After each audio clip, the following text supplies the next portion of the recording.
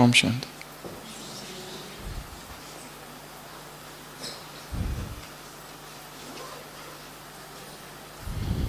एक सूफी कहानी है जिसमें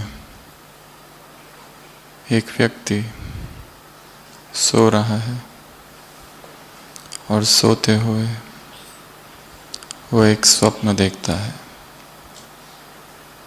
उस स्वप्न में भगवान का फरिश्ता उसके पास आता है और वो फरिश्ता कहता है कि भगवान तुमसे बहुत खुश है,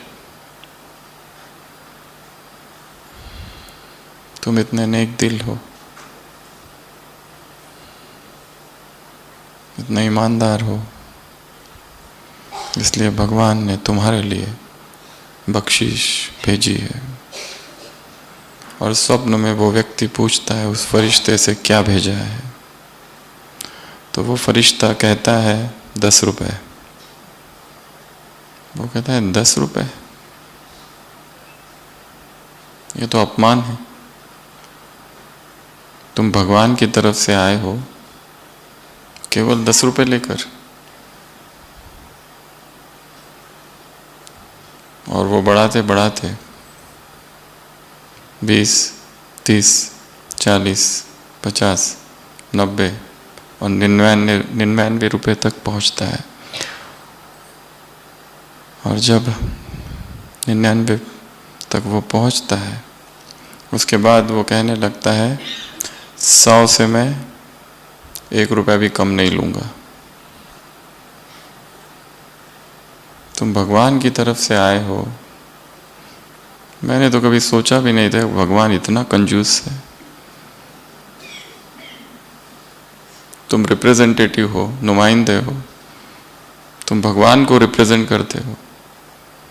कैसे लगता है 100 रुपये और 1 रुपये के लिए तुम आप अटक गए हो। और वो फरिश्ते से जोर से बात करता है और फरिश्ते को चिल्लाता है, तब उसकी नींद टूटती है और वो देखता है कि वो बिस्तर पर है और फरिश्ता कहीं पर भी नहीं है। तब उसे पश्चाताप होता है और वो फिर सोने की कोशिश करता है और बुलाता है, फरिश्ते आ जाओ, वापस आ जाओ, वापस आ जाओ, वापस आ जाओ, मैं 99 रुपये में ही काम चला लूँगा। फिर कहता है 80 भी ठीक है, 70 भी ठीक है, और करते करते एक 10 रुपये तक पहुंचता है वापस। और माफ़ी भी मांगता है कि हे प्रभु मुझे माफ़ कर दो, मैंने तुम्हें कंजूस कहा। वैसे तो भगवान की तरफ से जो भी आया, जो भी मिला, उसे तो प्रसाद बख्शिश ही समझना चाहिए। मुझसे गलती हो गई, परंतु जो स्वप्न आया और जो चला गया वो फिर नहीं आता, और जो फरिश्ता आया था वो आया और चला गया और अब फिर नहीं आएगा।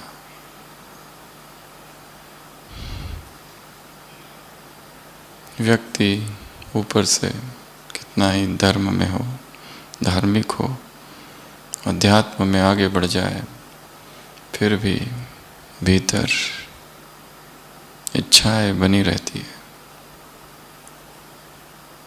ये सूक्ष्म इच्छा है, वो ज़रूरी नहीं कि धन की ही है, कोई भी।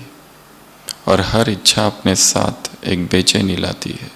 हर तृष्णा बेचैनी के साथ आती है। बिना बेचैनी के कोई तृष्णा नहीं है।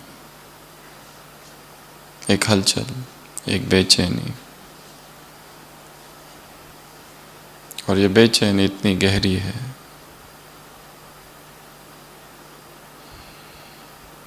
ये बेचैनी विकारों को जन्म देती है। इसलिए मार्ग कठिन मार्ग है। मन का गहरा ऑपरेशन करना है इसमें। तो ऊपर ऊपर की सफाई हमने कर ली है,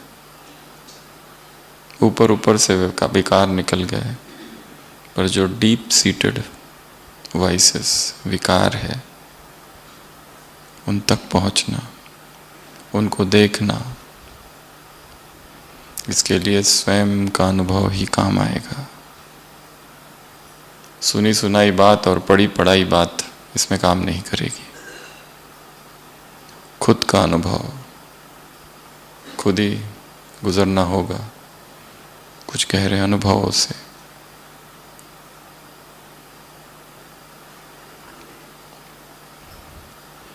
स्वयं की भट्टी स्वयं लगाओ, स्वयं का शिविर स्वयं लगाओ।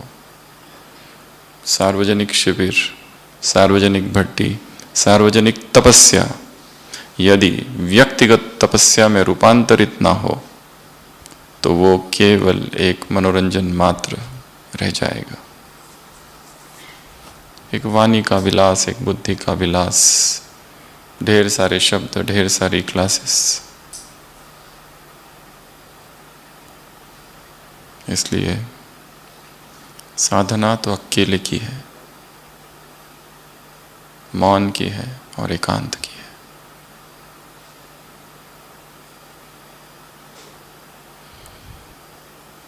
बस यही दो मुख्य है, इन दो का आधार लेकर आगे बढ़ना है। और बहुत से अनुभव होंगे, बहुत सी बातें आएंगी। स्वयं के विषय में हम समझेंगे कि भीतर क्या छिपा है, भीतर कैसे कैसे राक्षस है, कैसे कैसे विकार है, कौन कौन सी हलचल, कौन कौन से भय, कौन कौन सी बेचैनी, एंजाइटी, पैनिक, अनसर्टेनिटीज, अनिर्णय की अवस्था है।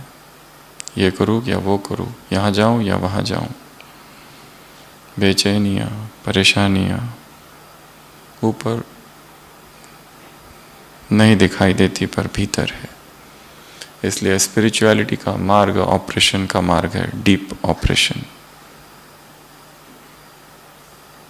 जितना गहरा साइलेंस होगा और जितना गहरा एकांत होगा उतना ये ऑपरेशन गहरा होगा। और जब किसी पेशेंट को कोई पस हो जाता है, फोड़ा हो जाता है और उसको चीरा लगाते हैं तो क्या निकलता है? पस, वो पीप। तो मन को भी जब चीरा लगाएंगे तो भीतर से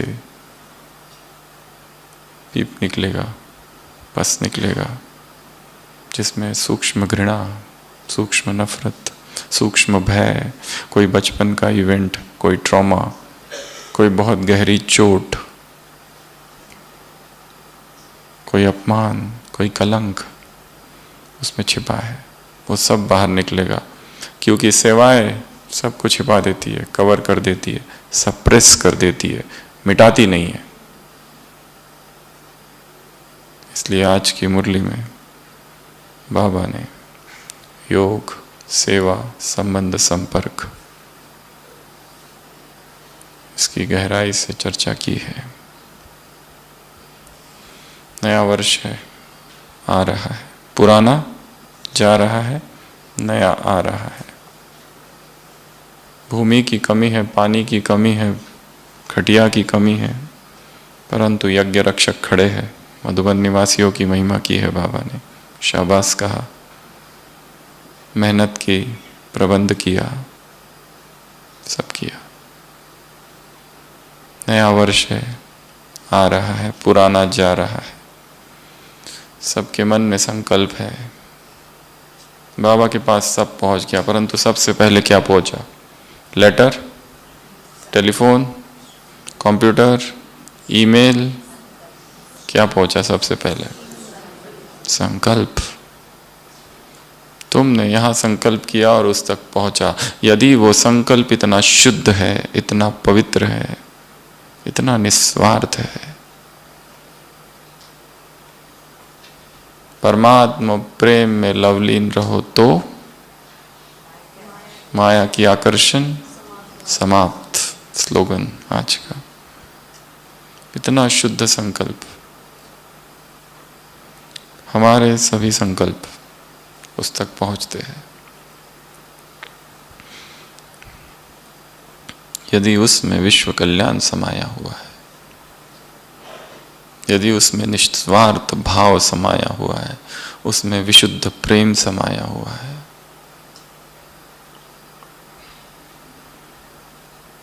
तो हमें अपने ही भीतर जाना है, स्वयं के ही माइंड का ऑपरेशन सर्जिकल स्ट्राइक, चीरा लगाना है और फिर देखना है क्या आता है। और घबराना नहीं है, ये क्या आ गया। बहुत सारी चीजें आएगी, माइलस्टोन्स, स्टेशंस, मुकाम से गुजरेंगे। जैसे जैसे ब्राह्मण जीवन आगे बढ़ते जाता है, बहुत सारे नए अनुभव जुड़ जाते हैं, बहुत सारी सच्चाइयाँ हमें पता चलती है अपने बारे में, दूसरों के बारे में, यज्ञ के बारे में, विश्व के बारे में, भगवान के बारे में, मूल्यों के बारे में। बेहद में बुद्धि रखनी है। जैसे बाबा की बुद्धि नया वर्ष को नहीं देख रहे, नए युग को देख रहे, उसके लिए ये कौन सी बात है, आज और कल की बात है, क्योंकि वो निरंतर अनलिमिटेड में स्थित है। उसके लिए छोटी छोटी बातें वो नहीं देखता है। नया वर्ष उसके लिए, नया वर्ष देखते हुए क्या देख रहा है, नए युग। और तुम कौन हो, नए युग के अधिकारी आत्माएं, श्रेष्ठ आत्माएं, पूज्य आत्माओं से बाबा मिलने आए। तो आज की अव्यक्त वाणी कब की है ये, 2000 की 31 दिसंबर, शांतिवन मेला लगा हुआ है, परंतु उस कुंभ के मेले से फिर भी ठीक है, बाबा ने कहा। हजारों लोग आए हैं, भाई बहनें आए हैं। और जब न्यू ईयर होता है, न्यू ईयर जब होता है तब क्या होता है, संसार में लोग क्या करते हैं, रिजोल्यूशन, संकल्प, प्रतिज्ञाएं। यहाँ पर भी बाबा ने कहा, बच्चों ने क्या किया, बच्चों का प्रेम मिला, बच्चों की प्रतिज्ञाएं, वो सब पहुंचा बाबा के पास। ये छोड़ेंगे, वो छोड़ेंगे, ऐसा करेंगे, वैसा करेंगे।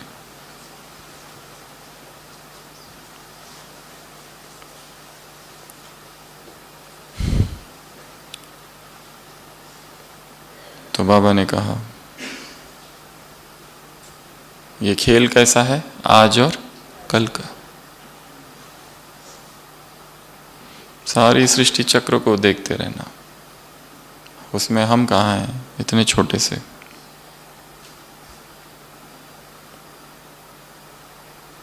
सब कुछ कितना छोटा है, परंतु हम सृष्टि चक्र को भूल जाते हैं, इसलिए बड़ा दिखता है।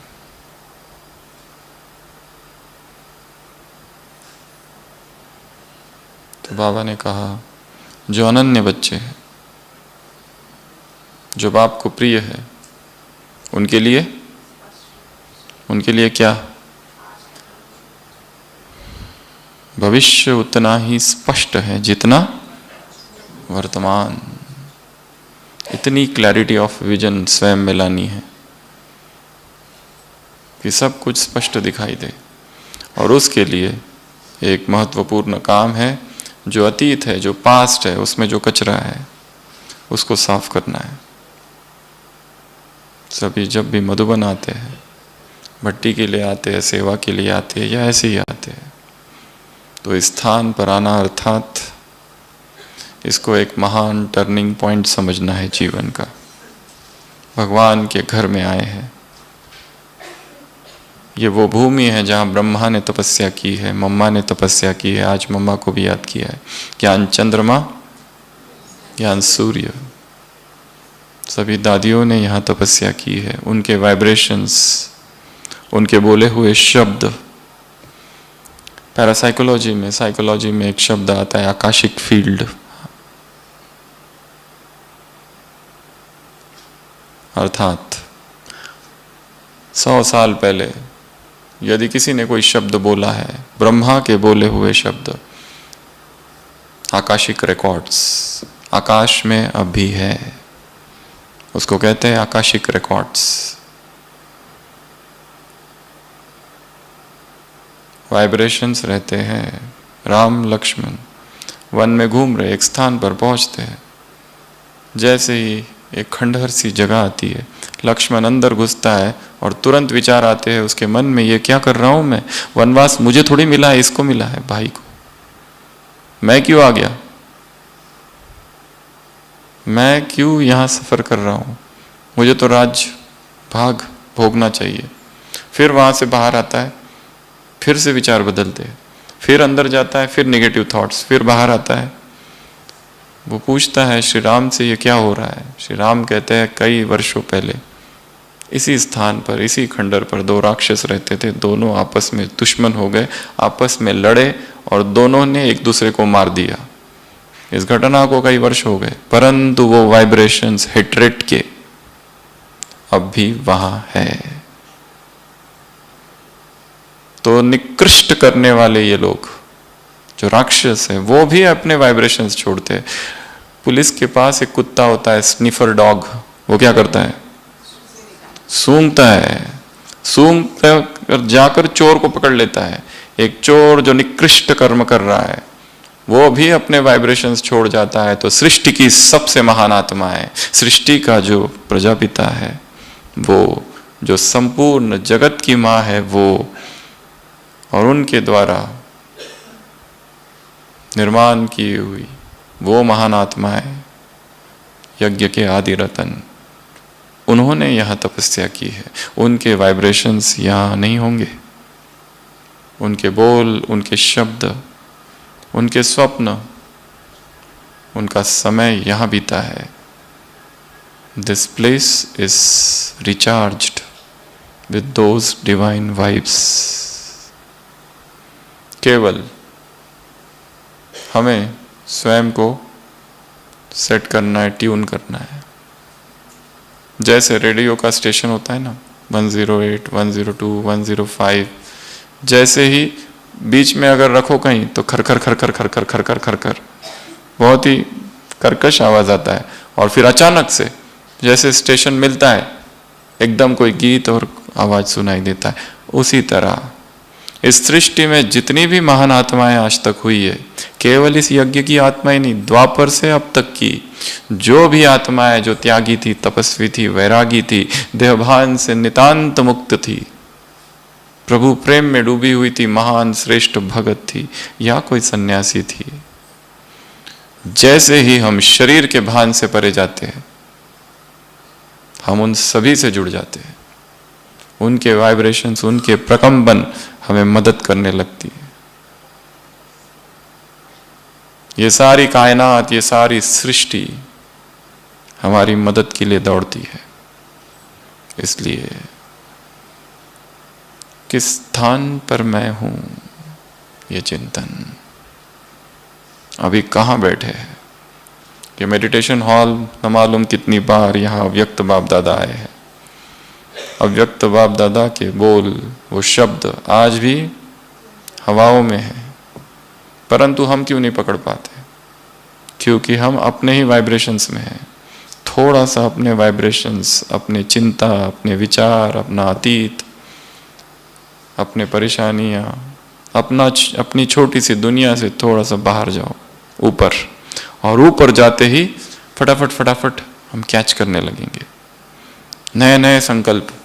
जैसे प्रकाशमणि दादी के लिए नए नए विचार, नए नए थॉट्स, नई नई सेवा की प्लानिंग, आज ये करना है, आज वो करना है। कहाँ से आते हैं ये सब? कहाँ से आते थे ये सब? क्योंकि चेतना इतनी शुद्ध थी, हायर कॉन्शियसनेस में थी, तो अपने आप नए नए विचार आते हैं। और इस मुरली में यही कहा बाबा ने, हर बात में नया क्या है ये सोचो, नवीन क्या करना है ये सोचो। पुरानी चाल छोड़ो, पुराने बोल छोड़ो, पुरानी आदत छोड़ो, पुरानी दुनिया का लगाव छोड़ो, पुरानी आदतें। 5 बातें इस मुरली में है। पुरानी आदत, पुराने बोल, पुरानी भाषा, ये बाबा को पसंद नहीं है। वो कमजोर करने वाले बाबा को पसंद नहीं, जो हिम्मत उत्साह बढ़ाने वाले साथी है वो साथी बाबा को पसंद है। तो पुरानी भाषा को बदलना, नई भाषा सीखना, spiritual new language, new parlance, new words, new dictionary, new thesaurus,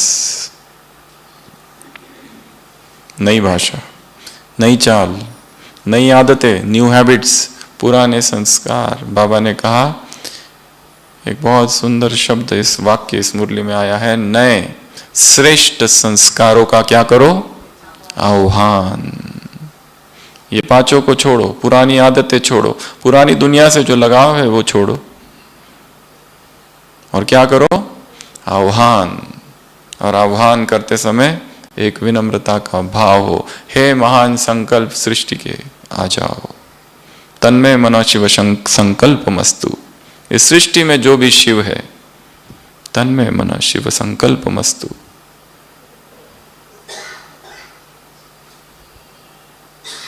शुभस्य शीघ्रम अशुभस्य कालहरणम। जो अशुभ है उसका नाश करो, और जो शुभ है उसका अभी श्री गणेश करो। शुभस्य शीघ्रम। तो आज की मुरली से फर्स्ट पॉइंट जो सीखनी है वो कौन सी है, जो होमवर्क के रूप में है, वो है महान श्रेष्ठ संकल्पों का आह्वान, संस्कारों का आह्वान करो। उन संस्कारों का आह्वान करो। देवताओं को देखो और आह्वान करो कि ये देवत्व के जो संस्कार है मुझ में आ जाए।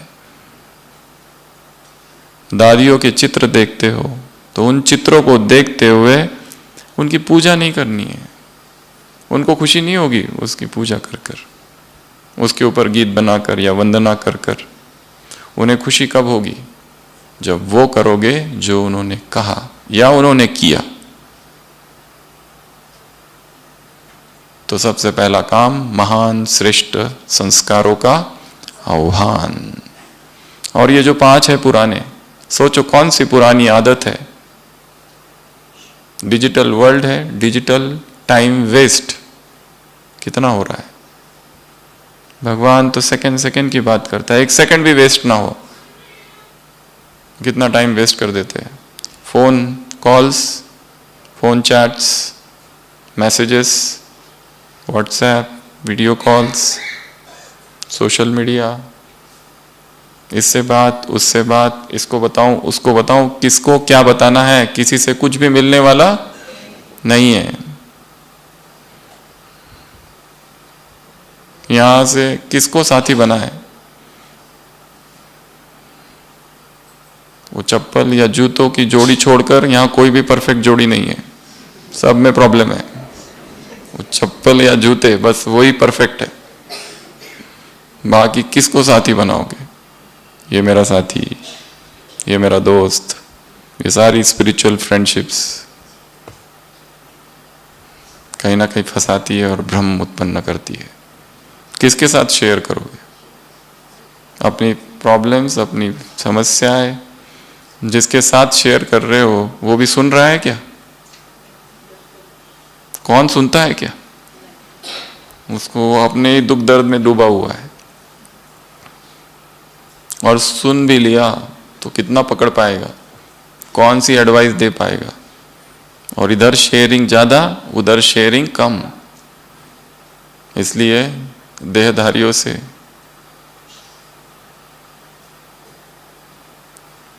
इसलिए कहा पुरानी दुनिया से लगाओ, एक पुरानी आदत, 2 पुराने संस्कार, पुरानी चाल, पुराने बोल,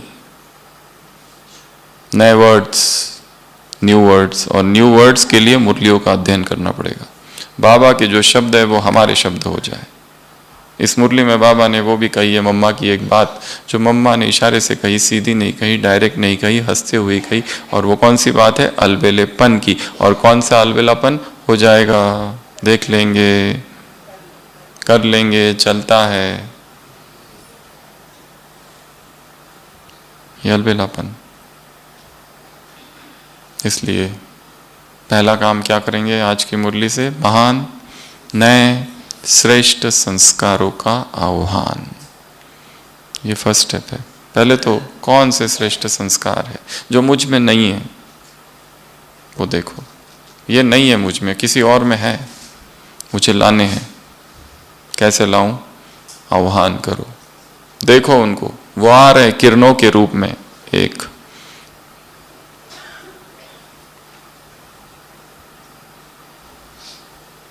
मन में समा रहे हैं, आत्मा में समा रहे हैं। तो वर्ष का एंड है, 31 दिसंबर है, अव्यक्त बाप दादा आए हुए हैं शांतिवन में। बहुत बड़ी सभा है, तूफान आया है, जगह कम है, 3 पैर पृथ्वी, खटिया की कमी है, पानी की कमी है, पर यज्ञ रक्षक है, मधुबन निवासी, मेहनत की है, सबको खुश किया है। उस सभा में बाबा आए हैं। जब भी कोई मुरली पढ़ो तो पहले ये देखो ये कब की चल रही है, सृष्टि चक्र में ये कौन सा कालखंड है, इस डेट को हम क्या कर रहे थे, कौन सी जगह चल रही है। और अगर हम उस समय नहीं थे, यदि ज्ञान में ही नहीं थे, तो सोचो हम उस समय कहाँ थे और किस शरीर में थे। और अब ये सोचो कि मैं ये मुरली सुनते हुए पढ़ते हुए उसी समय उसी कालखंड में टाइम ट्रैवल बैक चले जाओ और वहीं बैठा हूं। कहाँ बैठे हो वो भी जगह देख लो, और वहां बैठ के ये सुन रहा हूं, और फिर बाबा की मुरली चल रही है। तो बाबा अनन्य बच्चों को के लिए कहते हैं, जो अनन्य बच्चे हैं, जो स्नेही बच्चे हैं, जो मेरे प्रिय बच्चे हैं, उनके सामने भविष्य उतना ही स्पष्ट होता है जितना वर्तमान, क्योंकि अंदर कचरा कम है। बेचैनी अगर है अर्थात विकार छिपे हुए हैं। विकारों का नाश हो जाना, विकर्म खत्म हो जाना, उसकी साकार में निशानी क्या है? बेचैनी कम। बेचैनी होती है। हम योग में बैठे हैं, 15 मिनट हो गया, 20 मिनट हो गया, आधा घंटा हो गया, 45 मिनट्स हो गया, कौन हमको उठाता है? कि कौन कहता है उठो, हो गया यहाँ का? बेचैनी। हमें टाइम सेवा नहीं उठाती है, कौन उठाता है? अंदर की बेचैनी बहुत हो गई है।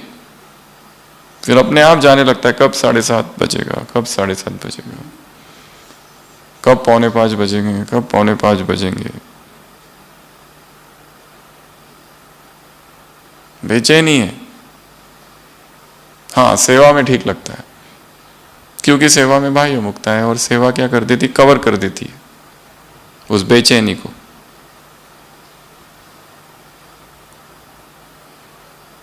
इसलिए योग बहुत ज़्यादा पसंद नहीं है। इसलिए चिंतन मनन वो एक दूसरी अवस्था है, परंतु हमें अलग अलग स्टेशन से गुजरना है इस ब्राह्मण जीवन में। एक चिंतन की अवस्था है, एक योग की अवस्था है, अलग अलग अवस्थाएं है। तो इस मुरली में नया वर्ष एंड हो रहा है, पुराना वर्ष समाप्त हो रहा है, नया चालू हो रहा है।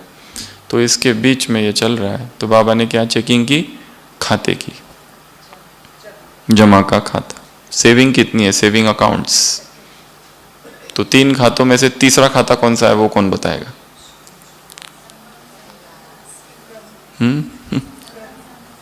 कर्म का, संबंध संपर्क। तो सबसे पहला खाता योग का, दूसरा खाता सेवा का, और तीसरा खाता संबंध संपर्क का।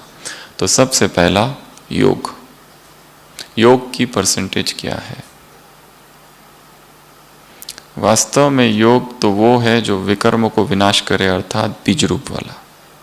और रूरियान वो भी एक स्टेशन है। वो बाबा को सब सुनाना वो भी एक योग हो सकता है, दृष्टि लेना वो भी एक योग है, सकाश वो भी एक योग है, अशरीरी होने का अभ्यास करना वो भी एक योग है। परंतु वास्तविक योग एक ही है, बीज रूप, सीड स्टेज, ज्वालामुखी, वोल्केनिक, बिंदी बिंदी, बस। इसकी परसेंटेज कितनी है ये पूछा है इस मुरली में, और ये परसेंटेज बहुत कम है, साधारण है।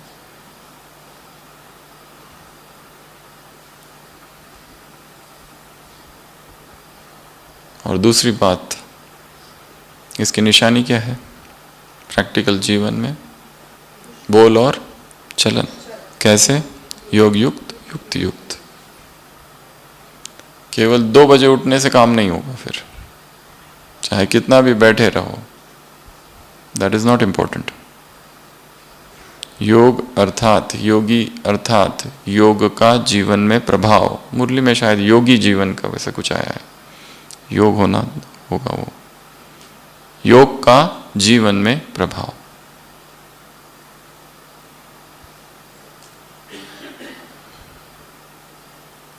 योग केवल रूरियान करना नहीं है, योग केवल देखना नहीं है, केवल दृष्टि लेना भी नहीं है। योग मगन अवस्था है, अशरीरी अवस्था सब भूल जाए यहाँ का, उस परसेंटेज को बढ़ाना है,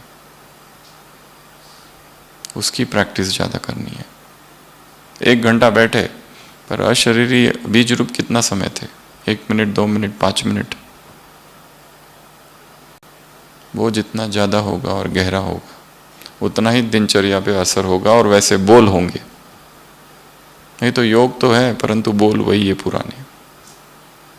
तो ये सबसे पहली चेकिंग, इस खाते को बढ़ाओ। दूसरा खाता सेवा, इसका बहुत विस्तार से बाबा ने बताई है। तुमने सेवाएं बहुत की, वृद्धि बहुत की, प्लानिंग बहुत बनाई, सफलता भी बहुत प्राप्त की, पर उसमें कुछ चीजें चाहिए। सबसे पहली चीज जो चाहिए वो है फल बल, बल फल। बोला ना, बल कौन सा? दिल की संतुष्टि। हम स्वयं संतुष्ट हो उस सेवा से। अगर सेवा हमें संतुष्टता, वास्तव में क्या सेवा हमारे खुशी का आधार है? या खुशी है इसलिए सेवा है? ये 2 अलग प्रश्न हैं। एक, खुशी सेवा कर रहे हैं, खुशी मिल रही है तो सेवा खुशी का आधार। दूसरा, खुशी है इसलिए सेवा कर रहे हैं। क्योंकि अगर सेवा खुशी का आधार है तो सेवा अगर छिन जाए, सेंटर अगर छिन जाए, ये नहीं वो, ये नहीं वो, भाषण देने की सेवा बंद, अब दूसरी सेवा करो, तो खुशी खत्म। कोर्स कराने की सेवा खत्म, अब किचन वाली सेवा करो, खुशी खत्म।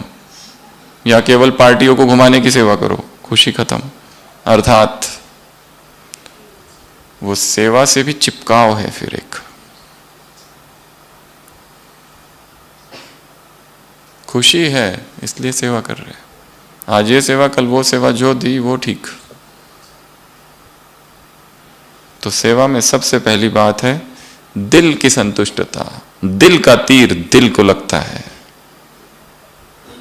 दिमाग का दिमाग को। दिल से सेवा करनी है, इसलिए सेवा करनी है कि हमने जो पाया है वो सब पाए, सबको ये परिचय मिल जाए। सारा संसार अज्ञान अंधकार में है, भटक रहा है, डूबा हुआ है। कितना दुख है संसार में, इतना दुख, इतना दुख, इतना दुख।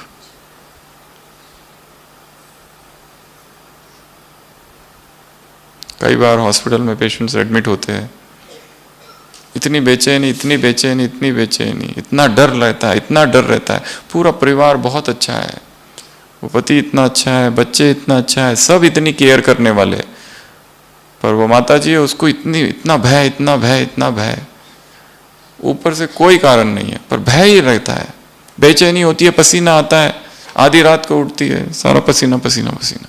चेस्ट में पेन होता है, कितनी बार तो लेके आ जाते हैं हॉस्पिटल में आधी रात को, सब कराते, ईसीजी कराए, सब नॉर्मल, और वहां पहुंचते कि ठीक, फिर वापस घर।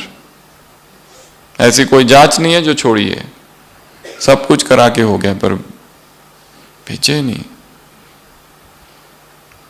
कर्मों का बहुत सूक्ष्म हिसाब है।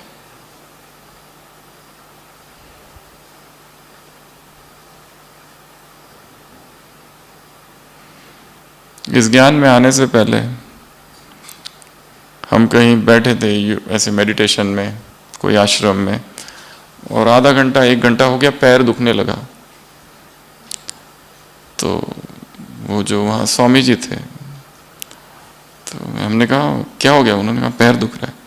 बस 1 घंटे में पैर दूंगा। जरूर पैरों से विकर्म किए होंगे तुमने।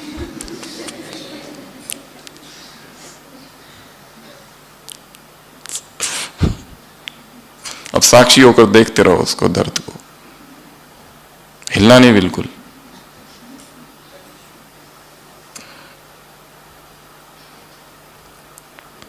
हमें पता नहीं इतने जन्मों में हमने क्या क्या कर्म किए हैं, और जानने की भी जरूरत नहीं है। बाबा ने एक शब्द में कह दिया, तुम्हारे सिर पर 63 जन्मों का बोझ है। पुण्यों का नहीं, पापों का। और उससे भी ज्यादा बोझ ब्राह्मण बनने के बाद जो किए हुए विकर्म है उसको भस्म करने के लिए तुम्हें ज्यादा टाइम लगता है। इसलिए तो सबसे पहली बात दिल की संतुष्टता। हमने सेवा की, किसी को मार्ग बताया, कोई भटक रहा था, इस भाव से सेवा करनी। दूसरी, फल क्या है? सर्व की संतुष्टता। जो साथी है वो भी संतुष्ट।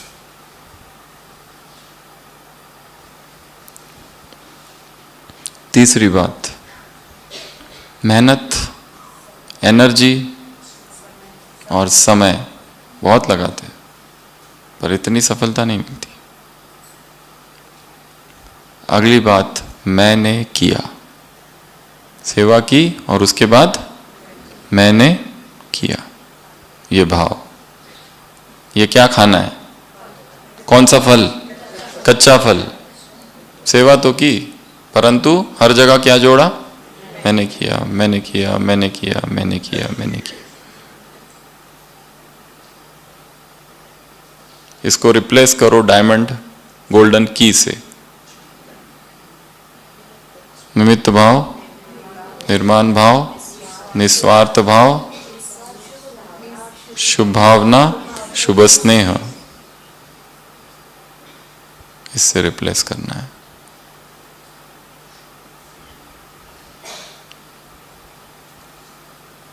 और रोज की जो मुरली है उसको गहराई से पढ़ना है।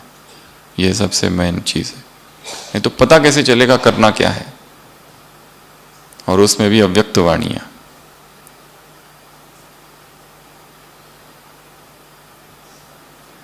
तो मैंने किया, इसको क्या करना है? रिप्लेस। ये कच्चा फल है।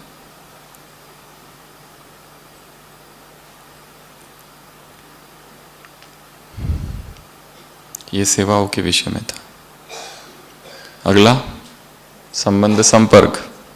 इसके लिए क्या कहा है?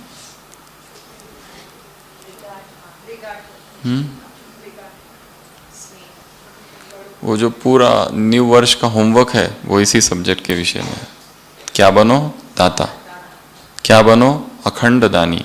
क्या बनो? महादानी। क्या बनो? महासहयोगी। याद प्यार में कहा है। हिलना नहीं, अटल।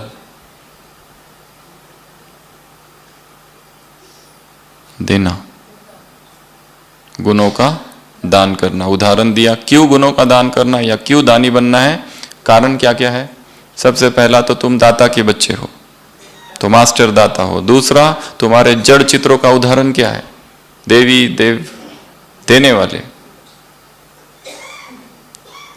तीसरा, ब्रह्मा का उदाहरण, उसने दिया, इसलिए तुम भी दो। कश्मीर में एक बहुत बड़े संत थे कवि, जिन्होंने महाभाष्य, पतंजलि का महाभाष्य है, उस पर टीका लिखी थी।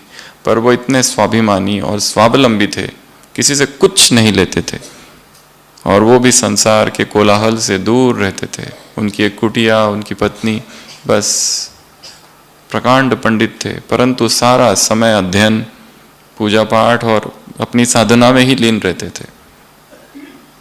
कुछ विद्वान पंडित उनसे मिलने कश्मीर गए, और जब उनको पता चला उनके बारे में तो वो कश्मीर के राजा के पास गए और राजा से विनती की कि इनको कुछ दिया जाए। तो राजा ने कहा, मैंने कोशिश की थी पर ये कुछ भी लेने को तैयार नहीं है, पर आप कह रहे हो तो उन्हें कुछ धन, उन्हें कुछ जमीन, कुछ तो हम देंगे। तो वो ब्राह्मण आते हैं उसके घर के पास और उसको कहते हैं कि राजा ने आपके लिए भेजा है। वो जो विद्वान पंडित थे वो कहते हैं अपनी पत्नी से कि राजा ने ये हमारे लिए भेजा है, अर्थात अभी हमारे यहाँ रहने का समय समाप्त हुआ, हमें यहाँ से तुरंत निकल जाना चाहिए। और उसी पंडितों के बीच राजा भी भेष बदल कर आता है ब्राह्मण का। वो कहता है माफ करना, ये लोग मेरे पास आए थे तो मैंने ही आपके लिए भिजवाया, परंतु अब मुझे पता है आप लेते नहीं हैं। परंतु वो राजा कहता है मुझे बहुत खुशी होगी अगर आप इसको स्वीकार करो तो, या आपको क्या चाहिए आप बताओ। तो वो पंडित जी कहते हैं मुझे एक ही चीज चाहिए, आज के बाद यहां कभी मत आना। दैट इज द फर्स्ट, ये एक चीज कर दो मेरे लिए, और दूसरा मेरी साधना में जितना हो सके कोई विघ्न नहीं डालना। तो भारत ऐसे पुरुषों का महान आत्माओं का देश है। जो देना जानते थे उन्हें लेना बिल्कुल पसंद नहीं था। दे देना देना देना देना। बाबा ने कहा अखंड महादानी, अखंड महासहयोगी, अटल, देते जाओ, कोई कितना भी हिलाए हिलो नहीं। साथी किसको बनाओ? ऐसे दूसरे कहेंगे तुम तो मरते रहते हो, पर साथी ऐसे लोगों को नहीं बनाओ। किसको बनाओ? जो उमंग उत्साह बढ़ाए, ऐसे लोगों को। तो आज की मुरली से फर्स्ट बात बताई, महान संकल्पों का, संस्कारों का आह्वान। दूसरा, योग में बीच स्थिति का अभ्यास करना है, सीड स्टेज का ज्यादा से ज्यादा, और वो भी बैठकर जितना हो सके। और तीसरी बात, सेवाओं में कैसी सेवा करनी है? दिल से, निस्वार्थ, मेरे द्वारा नहीं तो किसी और के द्वारा। जैसे सुदेश बहन कहते हैं ना कि हम सब कौन है? नल है, ऊपर टंकी है, अब टंकी का पानी इस नल से आ रहा है और नल कहने लगे मेरा पानी है, तो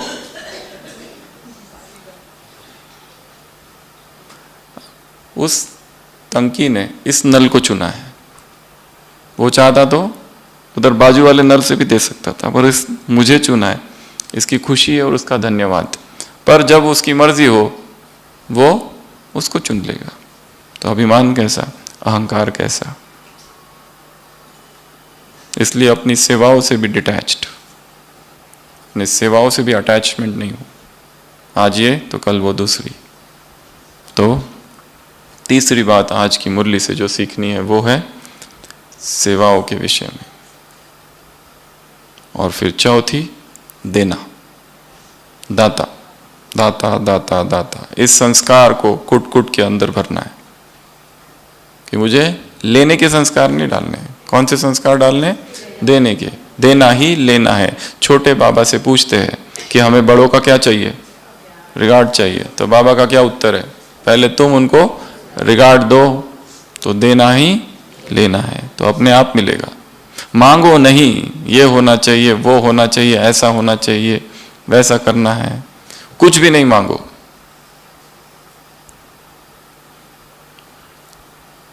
अपने आप मिलेगा। क्या भगवान को हमारी आवश्यकताओं के विषय में पता नहीं है? क्या भगवान को यह नहीं पता कि मुझ में यह विशेषता है, यह कला है, और हम सोच रहे मेरी विशेषता यज्ञ में कब लगेगी? इसका मतलब निश्चय की कमी है।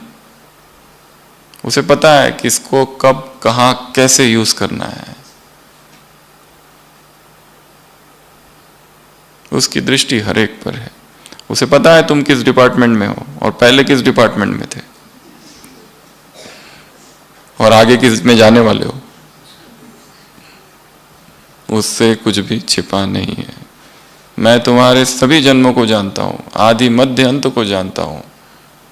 गीता में भी लिखा है ना, हे अर्जुन तुम्हारे कितने जन्म हो गए, तुम नहीं जानते, मैं जानता हूं। You know not, I know. उसे पता है ये जो परिस्थिति आई है क्यों आई है, और जो परिस्थिति आ रही है, ये विघ्न आ रहे हैं, समस्याएं आ रही है। उस दिन भी कहा था क्लास में, पांडव, भीष्म उस पे है शैया पर, हंस रहे, हंस नहीं, रो रहे, सॉरी। अर्जुन कहता है कृष्ण से, इनको भी दुख हो रहा है मरने का, इनकी भी इतनी आसक्ति। कृष्ण कहते तुम ही पूछो क्यों रो रहे। वो कहते मैं रो इसलिए रहा हूं कि तुम पांडव निरंतर स्वयं भगवान तुम्हारे साथ थे शुरुआत से, फिर भी तुम दुखी दुख सहते आए हो। पांडवपति निरंतर साथ है, फिर भी दुख छूटा नहीं, फिर भी हिसाब किताब छूटे नहीं। वो तो रहेंगे ही। मैं तुम्हारी खांसी ठीक करने नहीं आया हूं, तुम्हारा घुटने का दर्द ठीक करने नहीं आया हूं, मेरा एक ही काम है, वो ही बताओ बस। ये सब चीजें मत सुनाओ। तो भगवान मिल गया मतलब ये सब खत्म हो गया, ऐसा नहीं है। ये सारे चुकतू होंगे, और ये किस लिए चुकतू होंगे, हमें मजबूत बना रहे, शक्तिशाली बना रहे, अनुभवी बना रहे, मैच्योर्ड बना रहे। आने दो, कितनी भी बाधाएं आने दो। एक संत थे, वो अपने शिष्यों से कहते थे, उसके पास बहुत सूफी संत था, हजारों शिष्य थे, पर सब वो मुसलमानों में कुछ शिया थे, सुन्नी थे। वो शिया जो शिष्य थे उनको कहते थे जाओ सुन्नियों के प्रवचन में जाके बैठो। जो हिंदू थे उनको कहते थे मुसलमानों के प्रवचन में जाके बैठो, और जो विरोधी बातें हैं वो सुनो, और फिर देखो तुम्हारी स्थिति कैसी रहती है। विरोधी मत, बीके हो, उधर के सत्संग में जाके बैठो कि भगवान सर्वव्यापी है। कितना धीरज से बैठ सकते हो। हमारे 84 लाख योनियों की कहानी, शांति से बैठ सकोगे क्या? हमने कितने पशु योनि में जन्म लिए, उसका एक एक वर्णन। और श्री कृष्ण ही स्वयं भगवान है। ये सुन सकोगे? ये जब सुन सकोगे विरोधियों की सारी बातें शांति से, या कोई निंदा कर रहा है, कोई अपमान कर रहा है, फिर भी नो रिएक्शन, तो समझना मैच्योरिटी की स्टेज अभी आ रही है। पहले वो झगड़े करते थे, अभी ज्ञान का वाद विवाद के झगड़े करते हैं। कोई कोर्स में यदि उसको पूछो कि तुम कौन हो, और कहे डॉक्टर है, इंजीनियर है, तो बस ऐसे टूट पड़ते उसके ऊपर। अज्ञानी कहीं के, अब तुमको समझाएंगे हम आत्मा क्या होती है, परमात्मा क्या होता है। वो 7 डेज का कोर्स हमारे अहंकार का प्रक्षेपण ना हो जाए। हर आत्मा को महसूस कराना है। किसका? उस परमात्मा की महसूसता।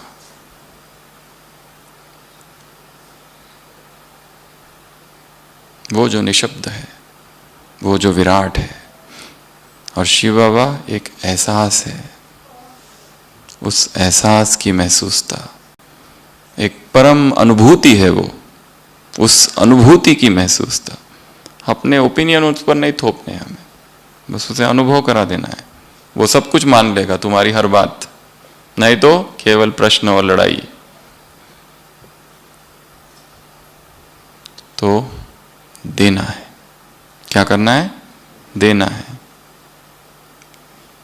चाहिए नहीं, किसी से ना रिस्पेक्ट चाहिए, ना किसी से प्रेम चाहिए, ना किसी से सिंपैथी चाहिए, ना किसी सेंटर पर जाओ तो हॉस्पिटैलिटी हमारी देखरेख करे, देखभाल करे, हम बीमार है तो केयर करे, अटेंशन दे, हमें पूछे अभी सुबह बुखार था, अभी कम हुआ कि नहीं, पूछते भी नहीं, देखते भी नहीं, कुछ नहीं चाहिए किसी से भी।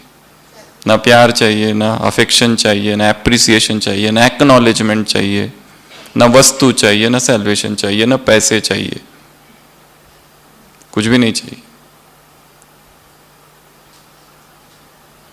किसी से हमें कुछ नहीं चाहिए। जो चाहिए वो उससे मिलेगा, और उसको पता है, और वो अपने आप देगा। अगर वो नहीं दे रहा है तो राम जी की इच्छा।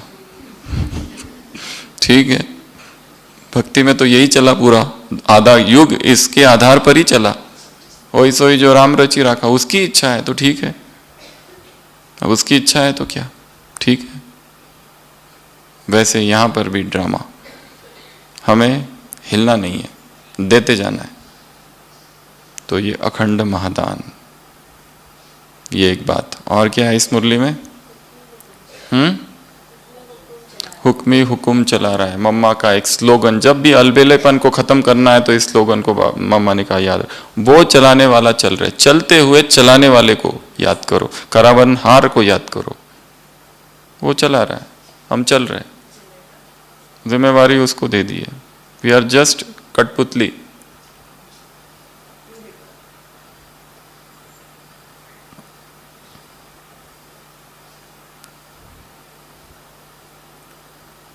दादी जानकी ने टीचर्स की भट्टी में एक प्रश्न पूछा था, कौन हो तुम? सेवाधारी हो, निमित्त हो या कठपुतली हो?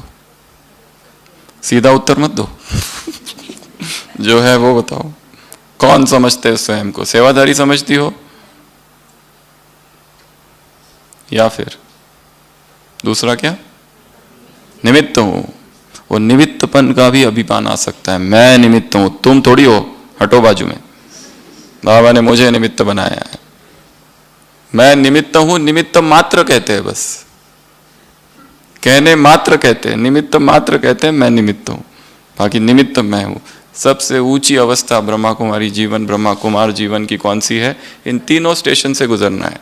पहले तो सेवाधारी, आगे निमित्त भाव, और आगे कठपुतली। हमारा कुछ नहीं है, उसकी सेवा है, वो देखेगा। अंगद ने पाव जमा दिया, रावण से क्या कहा? अगर पाव हटा दिया तो सीता तुम्हारी। उसको क्या टेंशन, जिसकी पत्नी है सीता, वो देखेगा। अब तो और क्या है? आज की मुरली में बाबा के पास कार्ड पहुंचे, कार्ड के रिटर्न में क्या दे रहे? रिगार्ड। और आज की मुरली में हाँ, जो ओटेसो अर्जुन, ब्रह्मा का उदाहरण। ब्रह्मा ने केवल शिव बाबा को देखा, उसके अतिरिक्त और किसी को भी नहीं देखा। तो तुम भी सेम। अगला और क्या पॉइंट है? मनसा वाचा कर्मणा, मन से शक्तियां देनी। जब एकांत में बैठे हो, सोचो मुझ आत्मा से शक्तियों की किरणें पूरे विश्व में फैल रही है। चल रहे फिर रहे एकांत में, शक्तियां फैल रही है, बस यही एक चिंतन। बोलो तो ज्ञान, व्यर्थ नहीं, नेगेटिविटी नहीं, किसी की निंदा नहीं। और कर्म से गुणों का दान, अखंड गुणदानी बनो, ब्रह्मा का उदाहरण। हम दूसरों को कैसे सिखाएं? अपने कर्मों के द्वारा। बोल से किसको सिखाएंगे? और ब्राह्मणों के लिए तो क्या कहा है? सहयोगी देना, इनको थोड़ी ना दान करोगे। तो ये ऐसी आज की गुणी थी। ऐसे यज्ञ रक्षक आत्माओं को, ऐसे प्राप्ति संपन्न आत्माओं को, ऐसे परमात्मा प्रेम में लवलीन आत्माओं को, ऐसे माया के आकर्षण को समाप्त करने वाली आत्माओं को, ऐसे राज्य अधिकारी आत्माओं को, ऐसे अखंड महादानी आत्माओं को, अटल महादानी आत्माओं को, गुणदानी आत्माओं को, ऐसे नए संस्कारों का आह्वान करने वाली आत्माओं को, ऐसे पुराने दुनिया के लगाव को समाप्त करने वाली, पुरानी आदत को समाप्त करने वाली, पुरानी चाल को, पुराने बोल को, ऐसे योग युक्त, ऐसे युक्ति युक्त, हर बोल में, हर चलन में, ऐसे डायमंड चाबी, निमित्त, निर्माण, निस्वार्थ, शुभ भावना, शुभ प्रेम, स्नेह वाली आत्माओं को, ऐसे बीज रूप अवस्था, अच्छा, ऐसे रिगार्ड देने वाली आत्माओं को, ऐसे दुआ देने वाली आत्मा, दुआओं का खाता भी बोला एक जगह, दुआओं का खाता, संतुष्टता का खाता, बढ़ाने वाली, जमा करने वाली आत्माओं को, ऐसे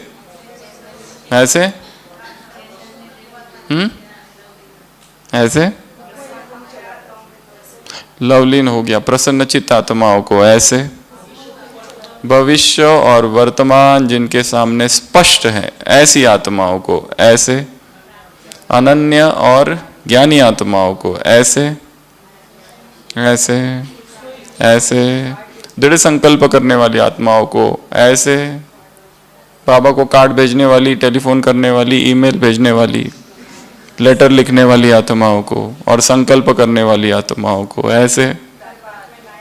हाँ, हर बात में नया, हर बात में नवीनता लाने वाली आत्माओं को, नए वर्ष में नवीनता लाने वाली आत्माओं को ऐसे, महासहयोगी आत्माओं को ऐसे ऐसे, बड़ों को रिगार्ड देने वाली आत्माओं को ऐसे, हाँ, नवयुग के अधिकारी आत्माओं को ऐसे, हाँ, दिल का तीर दिल से लगाने वाली आत्माओं को, फल और बल प्राप्त करने वाली आत्माओं को ऐसे, संतुष्ट हो गया ऐसे, ओटेसो अर्जुन आत्माओं को, ब्रह्मा को फॉलो करने वाली आत्माओं को ऐसे, अलबेलेपन को समाप्त करने वाली आत्माओं को, हुक्मी हुकुम चला रहा, चलाने वाला चला रहा, ये याद रखने वाली आत्माओं को ऐसे, प्रश्नों से बाहर रहने वाली आत्माओं को ऐसे, जमा का खाता बढ़ाने वाली आत्माओं को ऐसे, हो गया ऐसे, बहुत सारे सम्मान वाली आत्माओं को बाप दादा का याद प्यार, गुड नाइट और नमस्ते। हम रूहानी बच्चों की रूहानी बाप दादा को याद प्यार, गुड नाइट और नमस्ते। ओम शांति।